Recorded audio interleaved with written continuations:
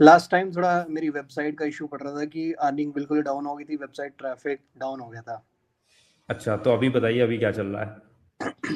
अभी एक्चुअली मैंने 4-5 महीने पहले एक वेबसाइट बनाई थी, वो आधार कार्ड डाउनलोड के रिलेटेड थी। अच्छा। तो उस पे अभी जाके मुझे काफ़ी अच्छा रिस्पांस मिल रहा है, बट एक्चुअली प्रॉब्लम ये हो रही है कि उसमें एडसेंस का अप्रूवल नहीं मिल रहा है मुझे। अच्छा, तो मतलब क्या इशू क्या आ रहा है? अभी एक्चुअली मैंने न्यू न्यू एक अकाउंट बनाया था, तो वो अकाउंट ही अंडर रिव्यू आ रहा है। मैंने 2-3 बार अच्छा, अप्लाई कर दिया है, बट अंडर रिव्यू आ रहा है न्यू अकाउंट।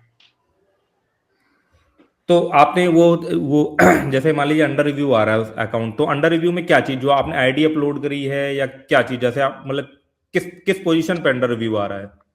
एक्चुअली मैंने पहले अकाउंट क्रिएट किया, देन हाँ। मैंने वेबसाइट वगैरह उसमें अपनी डाली, उसमें कोड वगैरह हम्म। लगाया वेबसाइट में। देन 2-3 हम्म। महीने बाद 2-3 दिन बाद ऐसा हुआ कि उसने अंडर रिव्यू दे दिया, अकाउंट ही अंडर रिव्यू दे दिया। अच्छा, तो आईडी आईडी अपलोड करी थी क्या आपने? नहीं, अभी ऐसा कुछ नहीं अपलोड किया है। तब भी वो मतलब अंडर रिव्यू दे रहा हम्म। है? हम्म। क्या है एक्चुअली एक्चुअली में क्या है ना कि मैंने करीबन 1 साल से कोई भी फ्रेश एडसेंस अकाउंट के लिए अप्लाई नहीं किया है, तो मुझे पता नहीं कि हम्म। क्या कंडीशन अभी एकदम से आ रही होगी। बट मैं ये जरूर कर सकता हूँ कि जैसे आप लाइव में जुड़े हुए हो ना, तो जो और लोग हैं जो एडसेंस अप्रूवल लेते हैं, तो भाई बताना कि ये क्या इशू है। भाई का इशू सुन ही लिया होगा कि भाई ने अकाउंट बनाया और 2 दिन बाद जो है उसमें अंडर रिव्यू दिखाने लगा। तो ये इशू चैट जीपीटी के साथ डिस्कस करके देखो। नहीं यार, कुछ इशू जो है ना, वो सारी चीज जैसे होता नहीं है कि सारा ज्ञान जो है कई बार गूगल में नहीं मिलता है, कुछ ज्ञान जो है वो बुजुर्गों से भी मिलता है ना, तो थोड़ा सा वो ये चीज वाली चीज है ना। वही वाली चीज, बाकी हर चीज एक्चुअली गूगल पर नहीं डिपेंड कर सकते। अभी मेरे साथ एक चीज हुई थी हफ्ते भर पहले। क्या हुआ हम्म। था कि मेरी जो अर्निंग थी वो डाउन होने लगी थी। मेरा यूएसए का ट्रैफिक था, तो हम्म। अर्निंग वगैरह डाउन होने लगी थी। तो मैंने चैट जीपीटी से पूछा कि मैं क्या करूं, उसको अपना पूरा एक्सेस बताया अपने एडसेंस का। देन उसने मुझे 2-3 पॉइंट बताए, मैंने वो अप्लाई किए अपने अकाउंट पे, एडसेंस अकाउंट पे। तो हफ्ते हम्म। भर में क्या हुआ कि वो बूस्ट हो गया एकदम से, 2-3% हम्म। बूस्ट हो गया अर्निंग। हम्म। मेरा सीटीआर इंप्रूव हो गया, मेरा आरपीएम इंप्रूव हो गया यूएसए के ट्रैफिक पे। हम्म। मतलब जो चैट जीपीटी ने आपको सजेशन दिए वो काम करे। चैट क्योंकि ये जैसे जो मैंने भी नोटिस करा ना, जैसे चैट जीपीटी भी क्या करता है ना कि ये यूट्यूब के वीडियोस हो गए, यहाँ हो गए, लोग बहुत सारे डिस्कशन कर रहे हैं, सारा ब्लॉग व्लॉग सब रीड करके उसके हिसाब से वो इन्फॉर्मेशन दे रहा होता है। कई बार तो वो यूट्यूब के वीडियो भी रिकमेंड कर रहा होता है। कई बार मैंने देखा है कुछ लोगों ने भी मेरे को जो है ना चैट पे बताया, लाइव इसमें बताया कि जैसे वो इंडेक्सिंग से रिलेटेड अगर कोई चीज को पूछ रहे होते हैं, तो कई बार उसके उन्होंने चैट जीपीटी ने मेरे वीडियोस भी रिकमेंड कर दिए जहां रिलीवेंट है। इसलिए मतलब कि वहां से भी थोड़ा ट्रैफिक वगैरह जो है ना वो कई बार मिल जाता है, चाहे वो यूट्यूब का वीडियो हो चाहे तो वो ब्लॉग हो। तो यूएसए वाले मतलब आप शुरू से यूएसए वाले ट्रैफिक पे काम कर रहे हो, यूएसए के मतलब ब्लॉग बनाते हो? नहीं नहीं, एक्चुअली मैं पहले करता था एक्सपायर्ड डोमेन पे वर्क। अच्छा, तो तो मेरे एक्सपायर डोमेन पे, हाँ बताइए बताइए। काफी अच्छे चल रहे थे एक्सपायर्ड डोमेन। बट उसमें क्या हो रहा हम्म। था कि मैंने आपके साथ एक बारी एक लाइव स्क्रीनशॉट दिया था अपनी एनालिटिक का, उसमें हम्म। 70,000 कुछ प्लस ट्रैफिक आ रहा था। हाँ हाँ हाँ, आपको याद ध्यान है होगा। वो शायद आपने जब वेब स्टोरी बनाई थी तो आपकी यूएस में वायरल गई थी, वो नहीं था नहीं ना नहीं नहीं, शायद? वेब अच्छा। स्टोरी नहीं बनाई थी मैंने। अच्छा। वो एक इंडियन एक्सपायर डोमेन था। मैं ये इसमें जॉब वगैरह पे काम करता था, अच्छा। जॉब वगैरह नीच पे। तो हम्म। उसमें सडनली मुझे 70, 80, 90,000 प्लस विजिटर दिख रहे थे हम्म। लाइव। हम्म। बट उससे अर्निंग नहीं बनी। $100 बना था मुझे एक दिन का, हम्म। 90,000 ट्रैफिक पे। हम्म। तो वो बहुत कम था, इस वजह से मुझे वो सारी चीज़ें छोड़नी पड़ी। हम्म। और ऊपर से एक चीज़ और हुई थी कि मेरा एडसेंस अकाउंट भी नहीं था, तो उन्होंने एडसेंस ही सस्पेंड कर दिया कि सस्पिशियस ट्रैफिक आया आपकी वेबसाइट पे, हम्म। एक्सपायर्ड डोमेन पे। तो जैसे आप बता रहे हो कि आपकी यूएस वगैरह से मतलब अर्निंग हो रही है, तो आपके पास कुछ मल्टीपल एडसेंस अकाउंट होंगे? नहीं, अभी वो वही इशू है कि मेरे पास मल्टीपल हम्म। एडसेंस अकाउंट है, मेरे पास एक ही अकाउंट है और उसमें 5-6 वेबसाइट अप्रूव है। तो मुझे न्यू अकाउंट बनाना था ताकि अगर कोई प्रॉब्लम हो वो उड़ जाए तो मेरे पास एक्चुअली बैकअप में हो पड़ा हुआ। नहीं, तो जैसे कि वो जो आप अंडर रिव्यू वाला बता रहे हो, तो अंडर रिव्यू तो वो किसी दूसरे एडसेंस अकाउंट पे आ रहा है ना, जो आपने नया बनाया, उसकी बात कर हाँ रहे हाँ, हैं क्या? न्यू न्यू पे आ रहा, न्यू पे। अच्छा, और जो पुराना वाला है वो मतलब कि सही वो तो चला? चल देखिए रहा क्या है ना कि ये क्या है ना कि एज अ ब्लॉगर आपके पास ना मल्टीपल एडसेंस अकाउंट होना बहुत ज्यादा जरूरी है, ठीक है ना? वो इवन आपके चीज। पास अगर दो वेबसाइट पे भी ढंग का ट्रैफिक आने लगे ना, तो एक एडसेंस अकाउंट बैकअप के तरीके जो है वो हमें रखना ही चाहिए। तो ये तो आप करना, बाकी ये इशू में लोग अपना फीडबैक देंगे कि किस वजह से जो है ना अंडर व्यू का आ रहा होगा। बाकी एक बार आप वही चैट जीपीटी से भी पूछ करके देखना, क्योंकि ये पहले नहीं आता था इतना अंडर व्यू वाला, ये अभी हो सकता है उसने कुछ और चेक्स वगैरह लगा दिए हैं, नहीं तो पहले तो डायरेक्टली हम अकाउंट बनाने के संग संग अपनी आईडी वगैरह अपलोड कर देते थे, वो उसको लेकर के जो है वो चीजें कर देता था। तो अभी आप एक्सपायर डोमेन पर ना काम करके यूएस के लिए काम कर रहे हो? हाँ, अभी यूएस के लिए मैं काम कर रहा हूँ, अदर कंट्रीज वगैरह फाइंड आउट कर रहा हूँ, कुछ कीवर्ड फाइंड आउट कर रहा हूँ, इसके लिए काम कर रहा हूँ अभी तो। और तो यूएस के लिए मतलब कैसे, मतलब कंटेंट बेस्ड चीजों पे काम करते हो या क्या नहीं नहीं बनाते हो नहीं, आप? एक्चुअली हम्म, मैं कुछ कीवर्ड्स फाइंड आउट कर लेता हूँ एंड उस पे हम्म। अपना एग्जैक्ट डोमेन पे वर्क करता हूँ। अच्छा, एग्जैक्ट डोमेन लेकर के फिर उसमें कंटेंट डाले, कुछ भी डाले, क्योंकि कंटेंट, उसमें वो डोमेन नेम से ही जो है ना वो उस पर ट्रैफिक आ जाता है। तो समथिंग जैसे वो लाइक माइक्रो नीड समथिंग। तो ये जैसे ये जो आधार कार्ड डाउनलोड वाला जो था, तो ये वाला डोमेन आपने कब बुक करा था इस तरीके का? कि ये मैंने एक्चुअली 6 महीने पहले बुक किया था मैंने। कब किया था आपने? 6 महीने पहले। 6 महीने पहले? और तो जैसे 6 महीने पहले आपने डोमेन बुक करा, तो तुरंत रिजल्ट ना मिल करके अभी आपको रिजल्ट मिलना स्टार्ट हुआ है? हाँ, अभी जाके एक्चुअली पता नहीं क्या हो रखा है, जितने भी मेरे हाँ। कंपटीटर थे उनकी सबकी वेबसाइट रिमूव हो गई है। अच्छा, ये अभी एक ये वो क्या आप ही बात कर रहे थे क्या? एक भाई बात कर रहे थे कमेंट चैट बॉक्स पे कि अभी क्या हुआ है ना, कि कीवर्ड पर जितने भी जो ओल्ड वेबसाइट थे ना वो रिमूव हो गए, और अचानक से वेबसाइट मेरा जो है वो टॉप पे आने वाला है, आने लगा है। नहीं नहीं, वैसा वैसा तो कुछ नहीं है मेरे साथ, बट ऐसा कुछ हुआ है। अच्छा, तो नहीं मतलब मैं ये कह रहा हूँ ना कि कमेंट में और भी लोग ये सेम चीज को बता रहे हैं कि जैसे मतलब आपने कॉम्पिटिटर का नाम लिया ना, तो जितने भी लोग सेम कीवर्ड पर बने थे उनका वेबसाइट रिमूव होकर के नए नए वेबसाइट को जो है वो प्रायोरिटी मिल रही है। हाँ जी, वो चीज़ भी है। अच्छा, तो अच्छा ये थोड़ा सा आप अपनी जर्नी शेयर करो कि मतलब कैसे आप ये ब्लॉगिंग वाली फील्ड में आ गए, थोड़ा सा हाँ, कितना जरूर कुछ जरूर, मैं। अचीव करा, कुछ पैसे हाँ, वैसे वगैरह कुछ यहाँ से कुछ बने, क्या करा? एक्चुअली मैं पैसों से ही अभी बात करता हूँ। अभी हाँ। जो स्टार्टिंग, अभी जाके मुझे बनना स्टार्ट हुआ है। डेली का अच्छा, मुझे 50-60 डॉलर बन जा रहे हैं अभी। अच्छा अभी डेली का बनना स्टार्ट हुआ। और बाकी कितना आपका स्ट्रगल रहा, कितना मतलब कब आपने स्टार्ट करा, कितने टाइम तक मैं एक्चुअली लगाया इस आपको उसमें? फील्ड में 2017 से था। मेरा एक्चुअली हम्म, कॉलेज कंप्लीट हुआ था 2017 में। देन हम्म, मैंने एसईओ वगैरह एजेंसी में ज्वाइन वगैरह किया था एज अ टीम। हम्म, तो वहाँ से जर्नी स्टार्ट हुई थी। उस टाइम मैंने एक ब्लॉग वगैरह बनाया था, वो चला नहीं अच्छा, बट ये था हम्म, कि उस पर एडसेंस अप्रूव हो गया था। उस टाइम तो बहुत जल्दी एडसेंस अप्रूव हो जाते थे। हम्म, देन मेरा भी स्टार्टिंग यही रहा कि मैं दूसरों से क्लिक करवाता था, उसमें एक एक डॉलर दिखता था, 1.5 डॉलर दिखता था, वैसे वैसे। बट उसके बाद मैंने छोड़ दिया। देन मैं एसईओ हम्म, की जॉब प्रोफाइल में वर्क कर रहा था उस हम्म, टाइम से, अभी लास्ट ईयर तक। हम्म, तो सडनली क्या हुआ कि मैं एक कंपनी में जॉब करता था जो हम्म, वीज़ा वीज़ा वगैरह प्रोवाइड करते थे लोगों को। तो मैं वहाँ पे उनके सोशल मीडिया वगैरह हैंडल करता था। तो अभी हम्म, थोड़े टाइम पहले ये वीज़ा का कोई इशू वगैरह हुआ था, कई कंट्रीज बैन हो गई थी। हम्म, तो इस वजह से मुझे जॉब छोड़नी पड़ी एंड देन मैं फुल हम्म। टाइम इसी पे वर्क कर रहा हूँ अभी, लास्ट अच्छा, ईयर तो से। फुल टाइम से आप कब से वर्क कर रहे हो, कितना टाइम हो गया आपको जॉब छोड़े हुए? 2025 से, जून से। अच्छा, तो जैसे कि मान लीजिए आप इतने 2017 से आप स्टार्ट कर रहे थे, बट अभी हम्म, आपका ठीक ठाक पैसा बनना स्टार्ट हुआ है, जहां जहां पर लोग ये बोल रहे हैं कि भाई ये फील्ड ही पूरी डेड हो गई है, अब जो है वो लोग मतलब इनकेस छोड़ रहे हैं या पैसा नहीं बन रहा, वहां उस केस में आपका जो है वो सिस्टम थोड़ा सा इस फील्ड में करियर जो है वो रिवाइव हुआ है, मतलब रिवाइव करियर जो तो एक तरीके से बनना स्टार्ट हुआ है।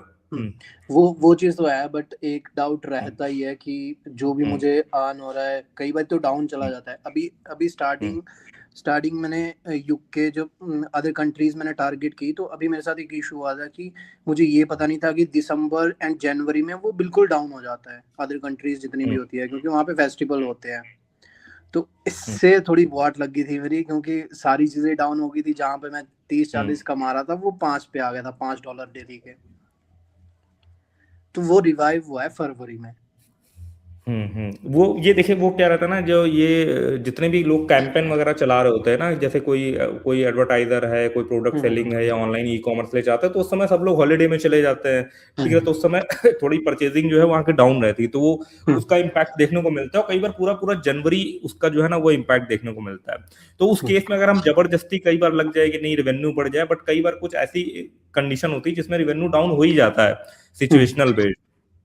तो वो ये वाली चीजों का ही रहता है। बाकी थोड़ा सा आप कीवर्ड रिसर्च के बारे में थोड़ा सा आइडिया बताना चाहोगे कि आपका क्या रहता है, कौन कोई टूल यूज करते हो, कि क्या चीज नोटिस करते हो कि आपको लगता है कि हाँ इस कीवर्ड पे काम करना चाहिए? हाँ, इस पे मैं आपको एक चीज बताता हूँ। लास्ट टाइम आपने अपनी वीडियो में एक चीज कही थी कि अगर आपको कोई कीवर्ड नहीं मिल रहा है तो आप ऐसा करो, कंपटीटर की एक वेबसाइट वही बना दो, आप सेकंड थर्ड पोजीशन पे तो आ ही जाओगे। तो मैंने ये फॉर्मूला लागू किया। देन अभी ये होता है कि मैं कोई भी कंपटीटर की अगर एग्जैक्ट डोमेन पे, क्योंकि .com उसने बुक किया है, .org उसने बुक किया है, तो .net है मेरे पास, तो मैं .net पे वेबसाइट बनाता हूँ, थर्ड फोर्थ नंबर पे आ जाती है वेबसाइट 2-4 दिन में ही। पूरा ईएमडी डोमेन लेकर के? पूरा अच्छा, ईएमडी डोमेन लेकर। नहीं ये एक बहुत ही सिंपल सा रहता है कि अगर हम ये देख रहे हैं कि एक कॉम्पिटिटर का वेबसाइट है, ठीक है, वो ईएमडी डोमेन पे, बट हमें बहुत सारे उस पे ईएमडी डोमेन नहीं देखने को मिल रहे हैं, तो कई बार गूगल में आए ना आए, बट बिंग में जरूर जो है वो प्रोबेबिलिटी बढ़ जाती है कि उस पे आ जाए। और मैंने मैंने ऑलरेडी ना एक डॉक्यूमेंट बना रखा हुआ है ना, मैं बहुत जल्द उसके ऊपर भी वीडियो बनाऊंगा, वो थोड़ा रेडी हो गया, थोड़ा सा इन्फॉर्मेशन चैट जीपीटी यहाँ वहां से कलेक्ट करके मैं उसको थोड़ा सा बता रहा था कि इन्फॉर्मेशन हम खुद तो आप टाइप करते नहीं, खुद टाइप करने का तो जमाना गया। अब ये है कि जो हमें नॉलेज पता है और जो हमारे पास इन्फॉर्मेशन है वो रिसर्च हम एआई से करवा करके एक डॉक्यूमेंट क्रिएट कर देते, ताकि हम थोड़ा सा, तो वो डॉक्यूमेंट इसी चीज के बारे में है कि बिंग में एसईओ किस तरीके से होता है, ठीक है। गूगल एसईओ की तो हम बात कर रहे थे, बिंग कहां पर जो है ना वो डिफरेंट है गूगल में, बिंग में कौन से पॉइंट ध्यान देने चाहिए, तो उसके ऊपर मैंने एक डॉक्यूमेंट बनाया, उसके ऊपर जो है वीडियो बनाएंगे, क्योंकि बिंग से भी कई बार जो है ना, खासकर ईएमडी डोमेन में जब भी हम चीजें कर रहे होते हैं ना, मैं अपना एक पर्सनल एग्जांपल अगर बताऊं जाकर, तो मैंने एक ईएमडी डोमेन लिया था करीबन 3 से 4 साल पहले। वो ईएमडी डोमेन मेरा, मैंने बहुत कोशिश करी, बट वो ईएमडी डोमेन मेरा गूगल में रैंक ही नहीं करा, बहुत ट्राई करने के बाद भी, पता नहीं क्या दिक्कत हुई, कुछ टेक्निकली कुछ दिक्कत हो गई होगी गूगल के पॉइंट ऑफ व्यू से, बट वो ईएमडी डोमेन मेरा 6 महीने बाद जो है ना, मेरा ईएमडी डोमेन बिंग में रैंक कर गया। आज तक 2-2.5 साल हो गए बिंग में रैंक कर रहा है डेली का, क्योंकि थोड़ा सा यूएस टारगेटेड ज्यादा है, तो डेली का 600-700 का जो क्लिक्स है वो बिंग से आ रहा है। और यूएस से पता ही आपको, अगर सही टॉपिक है, सही चीज है, तो इतने क्लिक में भी वो चीज प्रॉफिटेबल हो जाती है, क्योंकि ईएमडी डोमेन में अभी आपको ही पता है कि ईएमडी डोमेन में जो है वो हम डेली बैठ करके 500 आर्टिकल तो लिखते नहीं है, बस एक बार कंटेंट अच्छा था शोकेस कर दिया, चीजें बना दी, प्रेजेंट कर दी, फिर वो ईएमडी की वजह से ही जो है ना वो हमें ट्रैफिक और मोनेटाइजेशन का जो है वो बेनिफिट मिलता रहता है। तो अभी जो आपका यूएस का ट्रैफिक आ रहा है, तो अभी आपको क्या आरपीएम मिल रहा है? आरपीएम अभी एक्चुअली पहले जब मैंने चैट जीपीटी से बात नहीं की थी, उससे पहले मिल रहा था मेरे को $2 और $4, और अभी वो इंक्रीज हो गया है, $8 तक पहुंच गया है, 8 to 10 मिल रहा है मुझे। तो आपने अच्छा क्या मेजर चेंजेस करे, थोड़ा सा इसके बारे में बताना चाहोगे? आरपीएम बढ़ाने के लिए आपने क्या मेजर चेंजेस करे, जैसे चैट जीपीटी ने क्या चीज आपको बताया? हाँ, मैं आपको बताता हूँ। एक्चुअली उस एडसेंस में एक वो विग्निटी ऐड होती है, विग्निटी ऐड होती है, उसके ऊपर अपडेट भी आया था, मैंने वीडियो बनाया था अभी। उसका मैंने टाइम इंक्रीज कर दिया। पहले वो 1 मिनट का था, मैंने 10 मिनट कर दिया उसको, अच्छा, बस, और कुछ नहीं किया मैंने। और थोड़े बहुत जो बेकार एड नेटवर्क थे, जो मतलब बेकार, जिनमें आरपीएम मुझे कम मिल रहा था, उनको मैंने थोड़ा रिमूव कर दिया वहां से, एडसेंस अकाउंट से अच्छा। ब्लॉक तो कर अच्छा, दिया। ये चीज नहीं समझ में आई, जैसे मान लीजिए एडसेंस तो बाय डिफॉल्ट तो ये बोलता है कि इंकरेज भी करता है कि आप इसको 1 मिनट करो, क्योंकि बार बार जल्दी ऐड हो, तो 10 मिनट के पीछे उसने लॉजिक क्या दिया था? वो वैसा कुछ नहीं, कोई लॉजिक नहीं दिया वैसे। उसने ये कहा कि आपका ये 1 मिनट है, आप 10 मिनट कर लो, एक बार 7 डेज के लिए अप्लाई करके देखो, अगर होता है तो ठीक है, अदरवाइज कुछ और मैं बताऊंगा। फिर मैंने वो करके देखा, वो सही हो गया बिल्कुल। नहीं, ये तो बिल्कुल मतलब कि थोड़ी डिफरेंट ही चीज है। बाकी यही है कि एक हफ्ते के लिए ट्राई करने में क्या ही जा रहा है, अगर उससे बढ़ सकता है, चीज हो सकती है, तो बिल्कुल ट्राई करने वाली चीज है। वही चीज। तो बाकी अब जैसे आप आपकी करीबन $40-50 अर्निंग हो रही है, आप कह रहे हो कि थोड़ा सा मैं इसको भी कंसर्न रहता हूँ कि पता नहीं ये अर्निंग डाउन ना हो जाए। बाकी देखो भाई, ये चीज जो है ना, ये बिजनेस वाली फील्ड में लगा ही रहता है कि पता नहीं, वो वो एक बार चीज तो है। फेसबुक पे जो मार्क जुकरबर्ग है ना, मेटा वाले, उनसे भी एक हम्म, बार जो है किसी इंटरव्यू में पूछा गया था, मतलब अब ये व्हाट्सएप से उड़ती उड़ती न्यूज थी या वाकई में ये चीज हुआ था वो नहीं पता, बट चीजें उनसे जब पूछा गया था कि क्या आपको डर लगता है कि फेसबुक में, तो वो हमेशा कह रहे थे हाँ यार बिल्कुल डर लगता है। जब जब मैं ये ऑर्कुट को खत्म करता हूँ, फेसबुक से पहले तो हम लोग ऑर्कुट यूज करा करते थे ना, सोशल मीडिया प्लेटफॉर्म के तौर पे, हम्म। मैसेजेस वगैरह भेजने के लिए, सारी चीजों के लिए। तो जब गूगल जो वो है प्लस नहीं चला, ये ऐसा, तो कल को कोई भी नया कॉम्पिटिटर उठ करके जो है वो मार्केट को खा सकता है, ठीक है ना। तो ये डर जो है ना, वो हर एंटरप्रेन्योर को, हर बिजनेस के लिए जो है वो रहता है कि कल को ऐसा ना हो कोई कॉम्पिटिटर, नोकिया जैसी कंपनी जिसने इतना बड़ा पूरा मार्केट ग्लोबल लेवल में कवर कर रखा था, और बताओ खत्म हो गई ना। तो ये चीज का वो है नहीं, ये हमारा कॉन्सेप्ट ये होना चाहिए। देखिए, आपके पैसे बनने ना, बढ़िया पैसे कमाते रहो, सही जगह पे उसको इन्वेस्ट करते रहो, अपने हम्म, आप कहानी जो है वो ट्रैक पे आ जाती है। हम्म, जो हमारा वो होता है ना, जो मैं सबको यही सजेस्ट करता हूँ, मतलब कि जिसके जब पैसे बनने लगे या उसके बाद थोड़ा पैसा आ जाए ब्लॉगिंग या ऑनलाइन जर्नी से, तो सबको ये चीज है कि अगर फाइनेंशियली फ्री होना है ना, तो देखो सिर्फ कमाना कमाना ही इंपॉर्टेंट नहीं, कमाने से बहुत ज्यादा इंपॉर्टेंट ये होता है कि जो पैसे कमाए ना उसको सही डायरेक्शन पे अगर हम इन्वेस्ट कर देना, तभी आप हम्म। फाइनेंशियली फ्री हो सकते हो। नहीं तो फिर तो हम कमाते कमाते कमाते ही रह जाएंगे। सेविंग भी तो मतलब कि थोड़ा उस तरीके से इंपॉर्टेंट है, तो वो वाला हाँ चीज जो जी, है हाँ वो जी। हो जाता है। वो बाकी चीज आपका फ्यूचर का क्या प्लान है अभी अभी फ्यूचर आपकी, का तो, और ईएमडी डोमेन? हाँ अभी तो और मैं चीजें करूंगा, एएमडी तो क्या ही, बट और चीजों पे वर्क करूंगा थोड़ा बहुत, ताकि अर्निंग भी इम्प्रूव हो और मेरा थोड़ा अमाउंट भी बन जाए, सेविंग भी हो जाए हम्म, थोड़ी बहुत ही। हम्म। एंड फिर आगे देखूंगा। अब आपको जैसे आप कर रहे हो, आपका मतलब पैसे बनने लगे, तो आपको ये चीज आपको लगती होगी कि यार एटलीस्ट अब मुझे थोड़ा डायरेक्शन मिल गया है कि किस तरीके से हम्म, काम करना है। ये होता है कई बार ना कि जब तक अर्निंग नहीं बनती ना, तब तक इंसान थोड़ा रैंडमली प्ले कर रहा होता है कि चलो एक्सपायर डोमेन लेते हैं, चलो ये करते हैं, चलो ये करते हैं। लेकिन जब मान लीजिए आपने कोई एक चीज ली, जैसे कि आपने वो ईएमडी डोमेन की बात करी, तो जो यूएस में आपका ईएमडी डोमेन रन करा, फिर आपने आधार कार्ड डाउनलोड वाला लिया, उस पर भी आप करो कि मेरा अच्छा ट्रैफिक आने लगा ना, तो वो चीज हम्म। कहीं ना कहीं आपके लिए प्रॉपरली वर्क कर रही है। अच्छा, आप ऐसे मतलब ऐसे हवा में तो लेते नहीं होगे ईएमडी, आप पहले थोड़ा रिसर्च करते होगे ना कि यार मैं ईएमडी डोमेन इस कीवर्ड के लिए ले रहा हूँ, तो इसमें कितना कंपटीशन दिख रहा है, क्या है, कुछ पैरामीटर आप नोटिस करते हो इस पे? हाँ जी, एक्चुअली ये चीज़ मुझे आई है क्योंकि मैंने 10-15 ऐसे ही उठा के ले लिए थे एएमडी डोमेन, बट अभी उनको साल-साल हो गया, बट वो चले नहीं है। तो हम्म, उनमें से बिल्कुल 1-2 चले हैं। हम्म, वो भी मैं एएमडी डोमेन तब तब लेता हूँ ताकि जैसे मैं फाइंड आउट करता हूँ कोई भी एएमडी डोमेन दिख गया मुझे, अगर उसमें हम्म। कंपटीशन नहीं है, एक ही मेरा कंपटीटर है, तो मैं बना देता हूँ उस पे वेबसाइट, अदरवाइज नहीं बनाता हूँ। अच्छा, मतलब आप यही है कि ईएमडी में भी क्या है ना, हुँ, कॉम्पिटिटर देखते हो हुँ, कि ज्यादा लोगों ने ईएमडी डोमेन जो है वो ना लिया हुआ, हुँ। इसको नोटिस करके फिर जो है बना देता हूँ। उसके बाद ईएमडी डोमेन लेने के बाद आपने वेबसाइट लाइव कर दी, ठीक है ना, फिर नेक्स्ट प्रोसेस क्या रहता है कि सर्च नेक्स्ट कंसोल में प्रोस ऐड करा दिया, कुछ और करते हो उसके अलावा आप, कि बस वो ईएमडी डोमेन से ही रैंक कर जाती है कीवर्ड के बेस पे, क्योंकि आपने शुरू में ही ये दिमाग लगा लिया कि यार ज्यादा उसमें ईएमडी डोमेन बुक ना हो, तो उसी से ही बेनिफिट मिल जाता है, या कुछ और भी आप ट्राई करते हो? नहीं, एक्चुअली मैं ट्राई करता हूँ, मैं बैकलिंक बनाता हूँ उसके हाई क्वालिटी। अच्छा। मुझे एक थोड़ी-सी टेक्नीक पता है कि गूगल से कैसे बैकलिंक लेना है, तो मैं बैकलिंक बनाता हूँ गूगल पे, हम्म, देन वो सबमिट किया, उसके हम्म। बाद 2-3 दिन में वो ईज़िली रैंक हो जाती है। अच्छा, तो कुल मिलाकर के एक से ये भी एक निकल करके आता है, क्योंकि गूगल तो अपने पॉइंट ऑफ व्यू से तो ये बोलता है भाई कि बैकलिंक बैकलिंक जो है वो बेफजूल की चीज है, नहीं, वैसा बैकलिंक कुछ हमारा काम नहीं करता। बट अगर रियल वर्ल्ड में जो लोग काम कर रहे हैं ना, तो कुछ कुछ चीजों के लिए कई बार गूगल जो है डिनाई कर देता है कि नहीं, लोग जो है वो बैकलिंक बना लेते हैं, उससे बेनिफिट नहीं मिलता उसको, कई बार जो है वो ओपनली जो हमने समझा है उसमें नहीं एक्सेप्ट करता। बट जो लोग काम कर रहे हैं उनको अच्छे तरीके से पता है कि अगर एक भी क्वालिटी, सिर्फ सिंगल एक एक सिंगल क्वालिटी अगर सिंगल सिंगल। बैकलिंक मिल जाता है, तो ना हुँ, उसके बाद आप देखो, खासकर ईएमडी डोमेन के लिए आप देखोगे ना, तो वो भाई इसको बहुत ही तगड़ा जो है ना वो बूस्ट मिलता है। हुँ। ये जो है ना वो चीज थोड़ी सी देखी गई है। बाकी बाकी यार मुझे रविंद्र भाई, हाँ, एक चीज़, 1-2 चीज़ें और बतानी थी, या हम्म, फिर सजेशन लेना था आपसे कि मैं जैसे हम्म, वर्डप्रेस की वेबसाइट बनाता हूँ, हम्म, तो उसमें क्या होता है कि मुझे जैसे अगर इम्प्रूव हो जाती है, वो चल पड़ती है, लाइक ट्रैफिक आ रहा है उस हम्म, पे, तो उसमें हम्म, जैपनीज़ अटैक हो जाता है ऑटोमैटिकली, वो समझ में हम्म, नहीं आता मुझे। इस वजह से मैंने अपना वर्डप्रेस को छोड़ के एचटीएमएल में मूव कर दी है सारी चीज़ें। हम्म।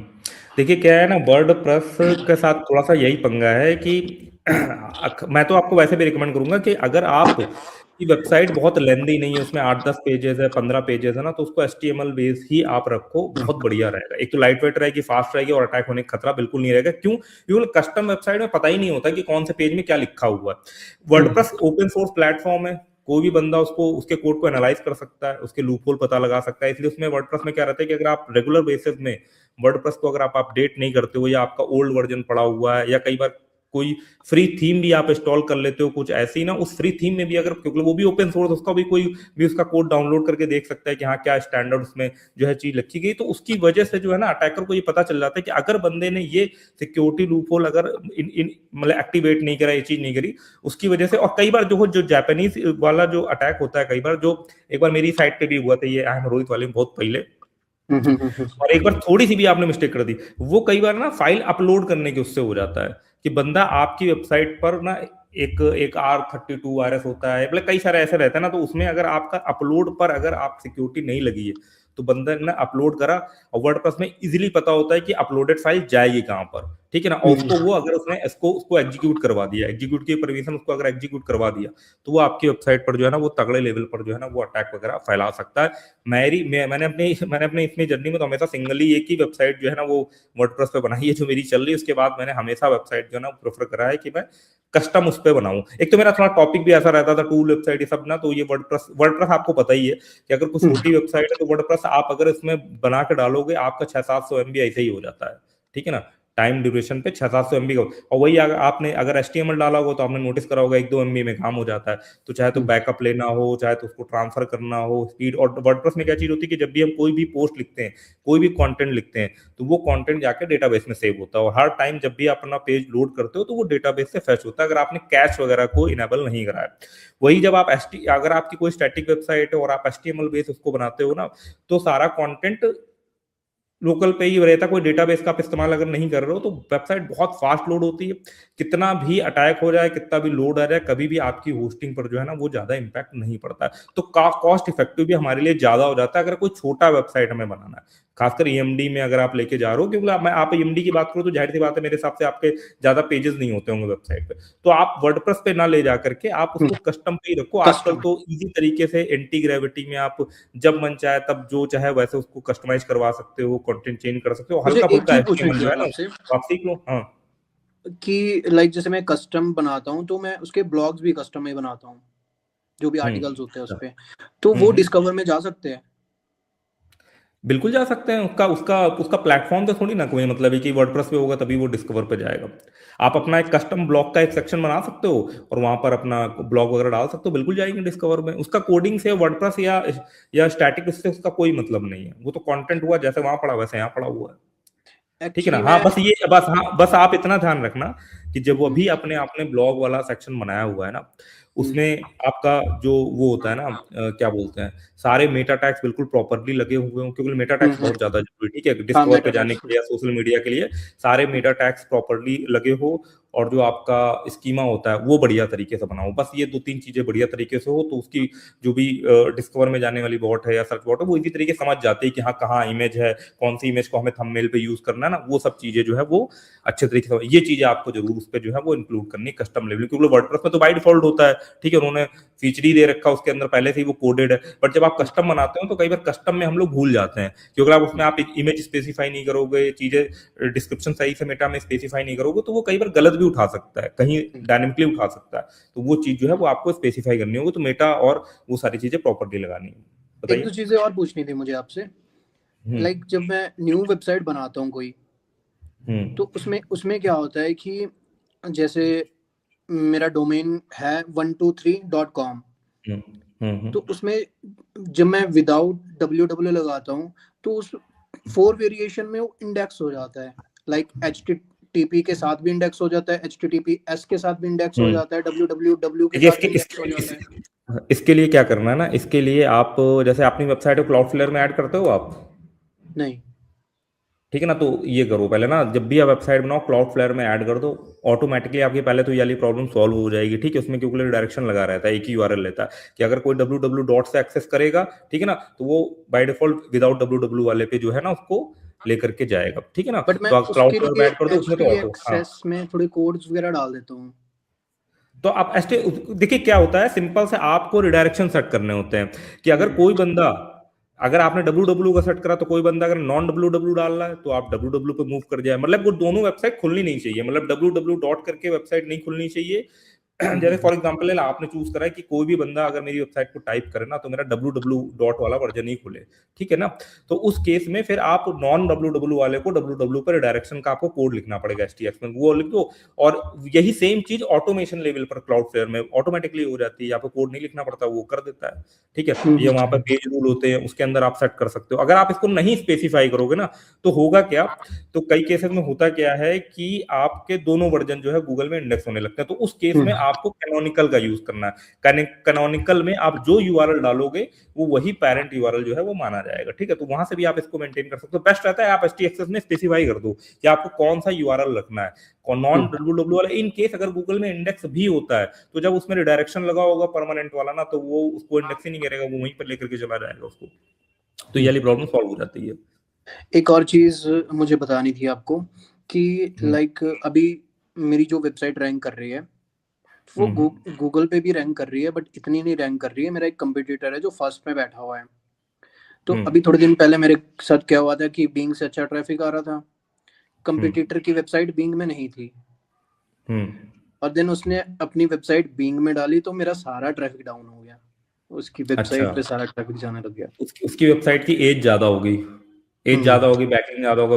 तो अब आपका वही वाला गेम है कि आपको क्या है ना कि अपनी वेबसाइट का भी ट्रस्ट और अथॉरिटी बिल्ड करनी पड़ेगी, तो अथॉरिटी वाला चक्कर हो गया ना इसमें। वैसा कोई सोल्यूशन है नहीं कि आप ऐसे जादू छड़ी घुमाओ और कॉम्पिटिटर से ऊपर निकल जाओ। कॉम्पिटिटर इसीलिए कॉम्पिटिटर है क्योंकि उसको फर्स्ट मूवर एडवांटेज है, ठीक है ना। इसका उसको जो है बेनिफिट रहा, उसका बेनिफिट उसको हमेशा मिलता रहेगा अगर वो अपना एसईओ इंप्रूव करता रहेगा ना, तो अब वो हमेशा रेस में आगे रहेगा। यही सिंपल फंडा है। और जहां उसकी चूक हुई वहां आपको बेनिफिट मिलेगा।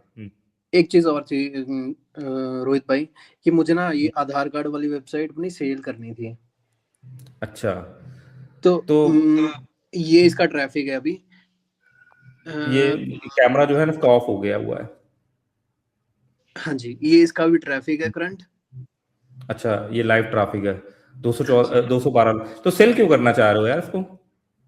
एक्चुअली मेरे पास काफी वेबसाइट हो गई है और अभी ध्यान भी नहीं जा रहा है इस पे, तो इस वजह से मुझे सेल आउट करनी थी। बाकी इसका ये सर्च कंसोल है, तो मुझे ये सेल आउट करनी थी। तो देख लो भाई, मतलब मैं तो ऐसी कोई मतलब वैसे का हमारा कोई थर्ड पार्टी वाला सिस्टम तो है नहीं जिसमें ये बाकी अपना डायरेक्ट डीलिंग कर सकते हो। आपने यहाँ पे ट्रैफिक दिखा दिया लाइव में, ठीक है। तो यहाँ पे जो भाई लोग देख रहे हो अपना आपसे कनेक्ट कर सकते हो, अपना ईमेल आईडी बता दो भाई, तो उससे क्या होगा कि लोगों जिसको लेना होगा अपना आपसे डायरेक्ट कांटेक्ट कर देगा। मेरा इसमें कोई इन्वॉल्वमेंट नहीं, मतलब मैं बीच में नहीं हूँ, आप डायरेक्ट अपना डील करना। नहीं तो बहुत सारे लोग क्या है ना इस तरीके का चल रहा होता है ना, टेलीग्राम वगैरह में लोगों ने बना रखा हुआ है ना जिसमें वो मीडियोकर रहता है। फ्रॉड होने का सिस्टम जो है ज्यादा रहता है, कई बार वेबसाइट के क्रेडेंशियल चले जाते हैं, पैसे नहीं आते, ये चीज है। तो आप अपने लेवल पर ये मेरी वेबसाइट है। आधार कार्ड डाउनलोड .org है। .org। तो मतलब ये जो मेन कीवर्ड होगा आधार कार्ड डाउनलोड उसी पे रैंक कर रही होगी कहीं ना कहीं गूगल के पहले पेज में। जितने भी कीवर्ड्स है आधार कार्ड से रिलेटेड उन सब पे रैंक कर रही है, जो मोस्टली यूज करते हैं लोग। तो इसको इसको जैसे मान लो आपका लाइव ट्रैफिक आ रहा है, इसमें बढ़िया चल रहा है ना, तो उसको फ्लिपा पे भी लगाओ ना, इसको वहां से ज्यादा अच्छा अमाउंट मिल जाता है। जो फ्लिपा टाइप वाली वेबसाइट है ना, तो हाँ, तो वहां पे क्या होता है, वहां पे थोड़ा इंटरनेशनल बायर वगैरह भी मिल जाते हैं। अकाउंट करने का ट्राई तो किया था, बट उसमें स्टार्टिंग में ही कुछ अमाउंट वगैरह मांग रहे थे वो साइन अप का।